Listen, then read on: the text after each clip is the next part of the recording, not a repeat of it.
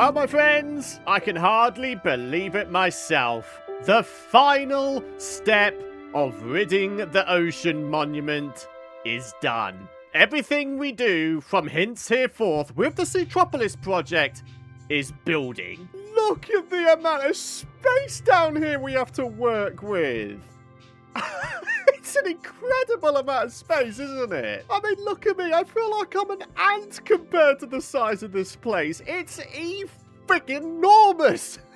So welcome back, my friends, to the Let's Play. It's Python here, and a massive thank you for all of your lovely support throughout this series, and indeed throughout the channel lately. I really appreciate it. Today, we are finally going to make a start on building in SEATROPOLIS. We are going to construct the first of the 4 Guardian spawning towers. In each corner, we have ourselves a 6x6 very deep water area, and these are still technically within the confines of what was the old ocean monument, meaning that guardians can still spawn in these 6x6 water areas. Now the plan, and it is a big one, once the 4 towers are set up, we're going to have these 2 here, for example, connect up to a center tube here, and then they will filter down to the absolute center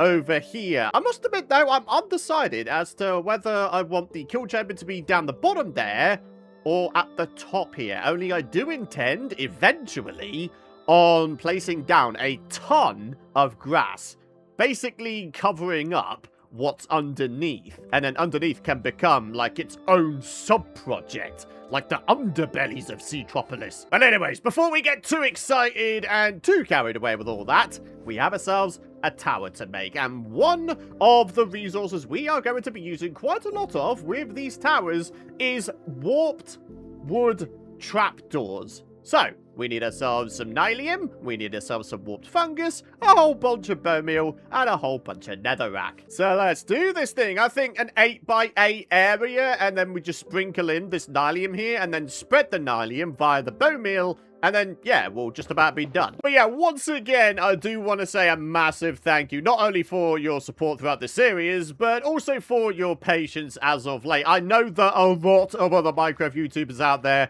would have probably only spent maybe 1 episode draining and ridding an ocean monument, but in order to prevent burnout, I basically split the whole big step into many smaller steps, more manageable sized steps for your boy. Only I am certain if I tried to drain and rid an ocean monument all in 1 episode, I would have just burnt out, like, entirely. The daily episodes would have stopped, and that would have been no fun for anyone, would it? So, yeah, split it into smaller projects and had some other little mini things going on in between.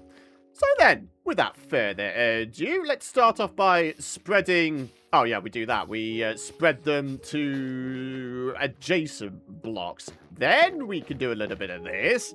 And then we could do a little bit of this. And then we've still got some nylium in between. I can't believe the first thing we're doing down at the SEATROPOLIS underbellies area is planting down warped trees. That is not what I thought I would be doing first. Oh man, do I enjoy being able to instant mine this stuff. It's so satisfying though. Getting ourselves a ton of shroomlight and a ton of warped warp blocks. But yeah, we're going for the warped wood because it goes very well alongside prismarine related blocks. It's the same kind of color of turquoise. So, rinse and repeat. Bone meal, the nylium here, and then do just a little bit of this again. And then to top ourselves up with a supply of the equivalent saplings, we just bone meal the ground here. And hope that we get some warped mushrooms. Oh, by the way, for any of you guys interested, the amount of sand we got back, 8 entirely full shulker boxes. Plus, if we just land ourselves up here, we've got ourselves a little bit in here alongside all of our sponges and a little bit in here alongside the glass. And then in terms of the glass supply, 2.5 entirely full single chests. And then I'm pretty sure I've got a whole bunch over here as well. Yep. Oh my god. Oh, what the heck? Oh, this guy wants to go, huh? All right. Boom. Yeah. Got him. Yeah, get wrecked there, sunshine. Did he drop anything decent? No. Oh, man, that guy had an enchanted trident as well? And he didn't drop it? Oh, man, what a turd. So then, talking of glass, that is going to be the thing we need next. Only what we're going to be doing is we're going to be replacing the sand walls at the underbellies of this first eventual tower here. That means we're going to need ourselves even more invisibility potions, huh? Because probably the easiest way to do this is just to have the sand fall as normal, let the place flood a bit, and then just fill it back up with glass. Yeah, this should keep us going. Look at all those invis potions. There's loads of them. Hang on a minute. I've just realized something. So the conduit is way over there, right? And previously I suggested that it did not reach to way over here. But actually, pop ourselves into the ocean and there it is. Wait. So what is the radius of conduit power on a fully constructed conduit structure thing? I've no idea. It's more than 50 blocks. And if it's more than 50 blocks, that makes it have more radius of effect than a full-on tier 4 beacon. And it only requires a fraction of the amount of resources for a full frame. Like, I can't be the only one who thinks that's completely crazy, right? But you know what? No complaints from me, boy. Well, my friends, things are about to get a whole lot more floody. Let's do this thing. Drop. Drop. Oh, that's not going to work. That's not going to work because the water's going to keep getting rid of the torches. What am I supposed to do now? I mean, I guess I could just use my good old-fashioned shovel. I mean, yeah, this kind of works. Actually, while we have access to this area, I think it might be a good idea for us to investigate whether or not this is all stationary water source blocks. Only if we have any that aren't, then that's going to mess up the eventual bubble elevators that are going to propel the Guardians up to where I need them to be. So if I was to do F3 and F6, bringing up the debug customization screen, I think what we need to do is look at... Is it this one here?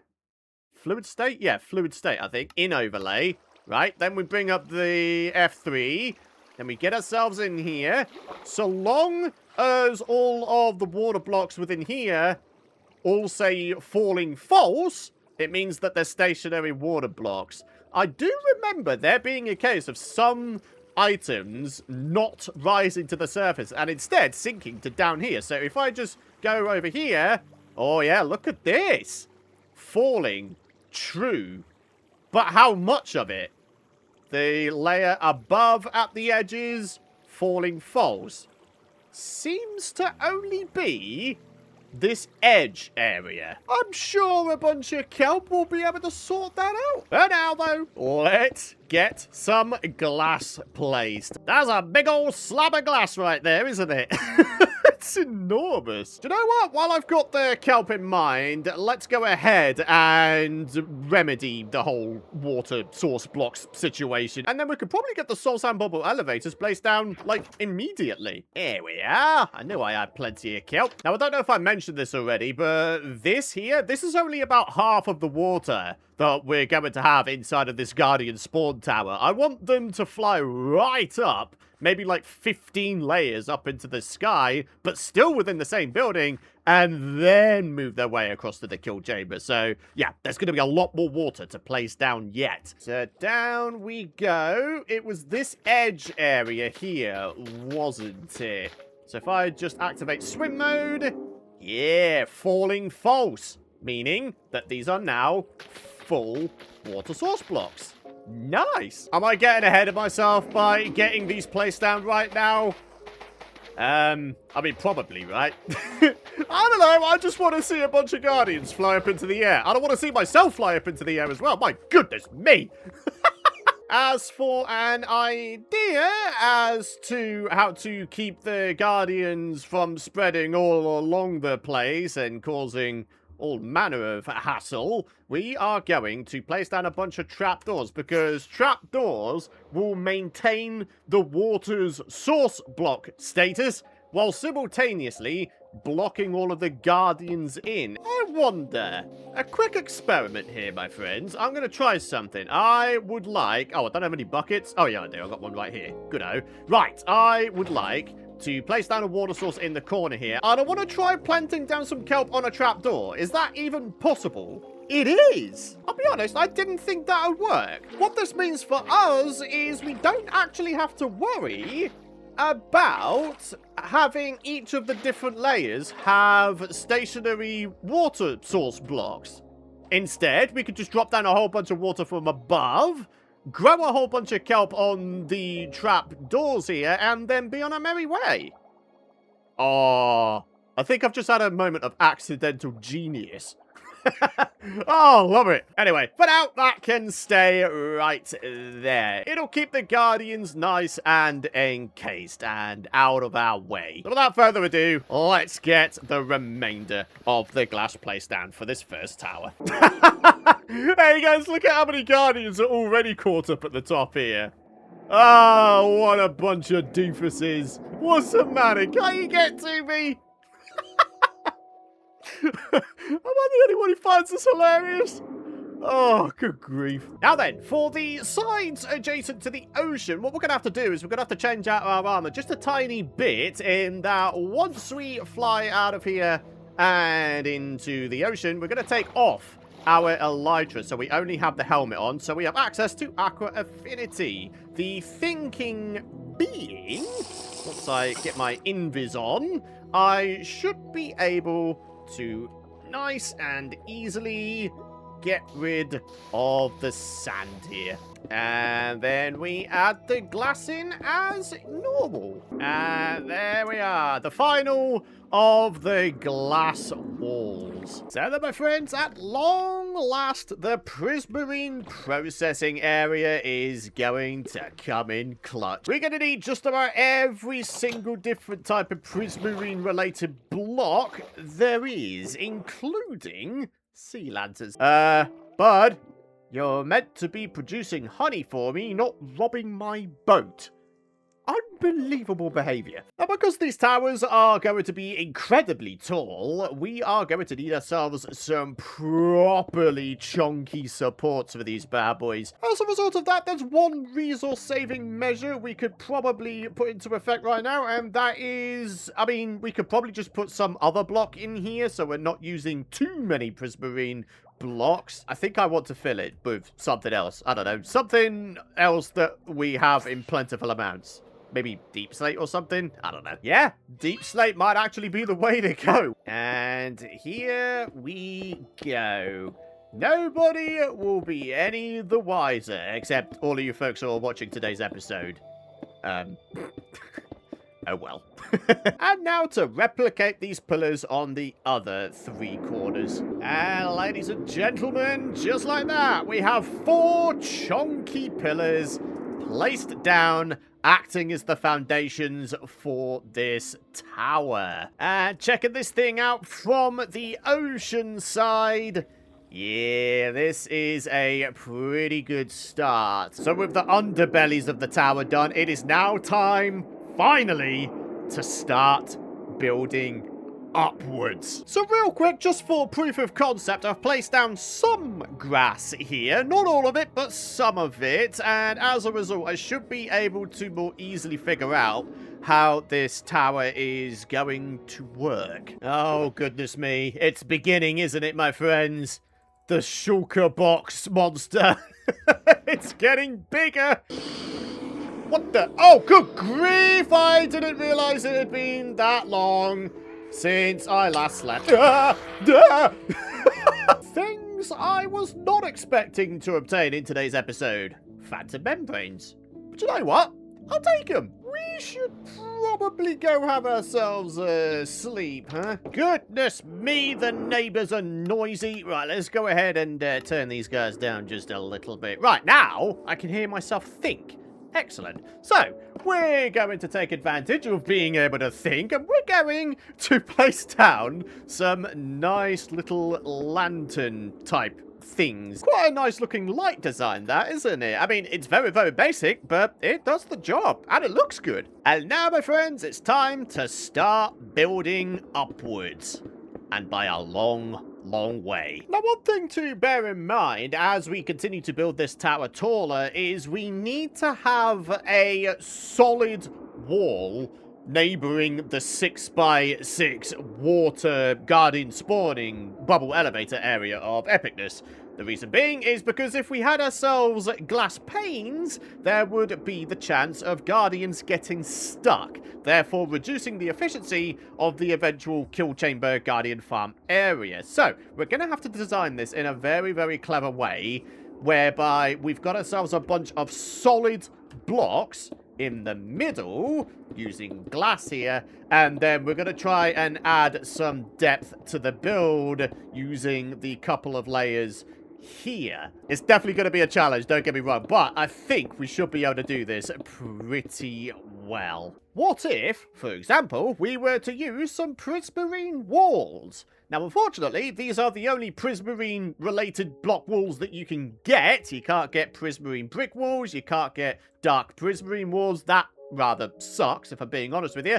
But I'll just have to play with the cards we've been dealt, huh? Yeah! Alright, I think we've got something going on. We've got prismarine blocks alongside the windows, and then we've got some prismarine walls on the outskirts, providing a little bit more depth for this build. Yeah, okay, I think I could work with this. So with the design figured out, building this thing up taller should be as simple as just rinsing and repeating. So, let's do this. Let's make some progress. Alrighty, my friends, bit of a progress update. We've got the first major section of the Guardian Spawn Tower complete, and I don't know, I think it looks pretty good, actually. All of the various different types of prismarine working quite well together. A good amount of depth added to the build via the usage of these here prismarine walls. Yeah, I think it's going well. The only thing that isn't going so well is my elytra durability. It's taken a bit of a nosedive because of the amount of times I've had to fly between the floor and the top of the tower. My goodness me. Well, the good news is, once we do eventually get the Guardian Farm part going, XP will be a problem of the past.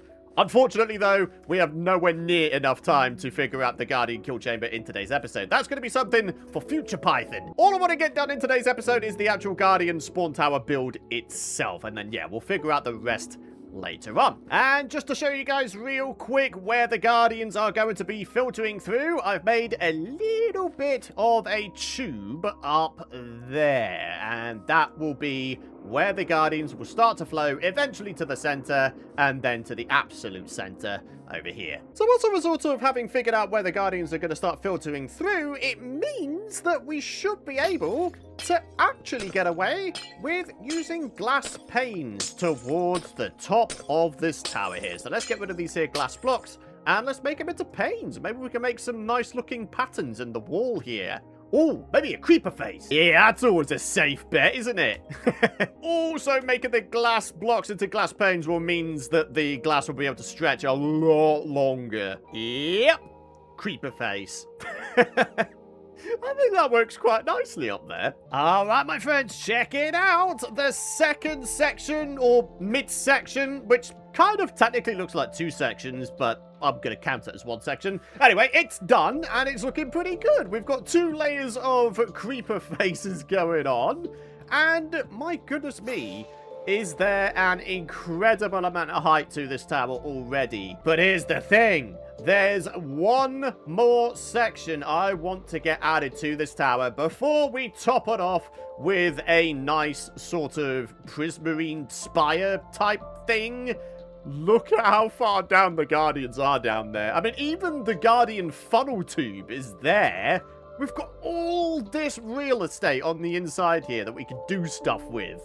Quite what I'm going to put in here I've no idea. Like, honestly, I've no idea. If you guys have any ideas as to what we can put in some of the space we have available in some of these Guardian Towers, by all means, let me know in the comments area down below. So for this last section, we're not going to have any, like, super fancy decorations or anything like that. We're just going to have ourselves a combination of prismarine walls, once again, some glass, and some sea lanterns. So maybe in the corners we could have some sea lanterns. Then I'm gonna say 1, 2, 3, 4 walls, and then another sea lantern like that perhaps. And then we simply fill in the space in between with some glass panes. So checking this thing out from afar now, yeah, that's a good height for a tower, I think. The only thing left to do is to top it off with a nice roof spire type thing. Am I the only one thinking that there should be some sea lanterns on this midsection in the corners next to the creeper faces, though? I mean, we've got sea lanterns in the corners there, sea lanterns in the corners there, but none in here. As a result, I imagine when it comes to nighttime, this bit might look a bit sort of dull, lighting-wise. Blimey O'Reilly, this building's using a crazy amount of sea lanterns. I only have half a stack left. Jeez. In which case, we're really going to have to try and speed along the actual Guardian farm part, aren't we? So we can have access to more of these prismarine-related blocks. But well, it's roof time, my friends. Let's do this thing. Now, what I've got in store for this top section here is something pretty cool, I think, in that it's not just going to be a spire that sort of caps off this build, but there's also going to be a little bit of a place where we can walk and admire the view. So, we're going to start off with some sea lanterns in the corners. Dark prismarine slabs to cap them off. Couple of prismarine walls coming off of each of the lanterns. With trapdoors on top so we can't accidentally jump off. Because, let's be honest, that's the exact sort of thing I'd probably try and do. Because I'm a complete doofus brain in this game. Basically, I'm trying to Python-proof this area. And now, my friends, to begin on the construction of the spire itself. Let's go in a block and then up 3 with stairs on top. Then we've got some more lanterns and now some little doorways here. And then we're going to rinse and repeat with the remainder of the spire. We're going to go up 2 blocks this time from the stairs there. And then cap these pillars off with more stairs. And then to cap off the spire, we're going to have ourselves a bunch more sea lanterns even still. And then, oh, I don't have any dark prismarine stairs. That is the spire sorted out. And now, just a few more trapdoors lining these sea lanterns, and then that'll be it. So checking out the interior of our little spire area here. Yeah, there's a little bit of space that we can do some stuff with. Maybe just some more sea lanterns. Yeah, I know, I've gone kind of crazy with the sea lanterns, and indeed the warped trapdoors today. But I tell you something, they don't half work well together, eh? I think they look great, I really, really do. So, the moment of truth. Checking this build out from afar. How does this tower look proportions-wise? Do you know what? I think that looks excellent. I think we've done a stellar job here. And yeah, the sea lanterns in the corner of the creeper faces, that was a good addition, because as you can see now, the whole build just glistens at night now. I can't believe we've actually got this done. 1 out of 4 of the Guardian spawn tower builds. So then, my friends, on that note, it's time to wrap up today's episode. But real quick, let's check this out from the island. And oh my goodness me, does that look good? Bro! Oh, come on. This build has got to deserve a like. I think this is immediately gone in my top 5 most proudest, probably best builds of all time. I love this. I really, really do. But yeah, my friends, drop a like if you've enjoyed today's episode and make sure you subscribe so you don't miss out on my future Minecraft content. For now, though, thank you very much for watching. I hope you've enjoyed today's episode, and I'll see you folks in the next one. Ta-ta for now.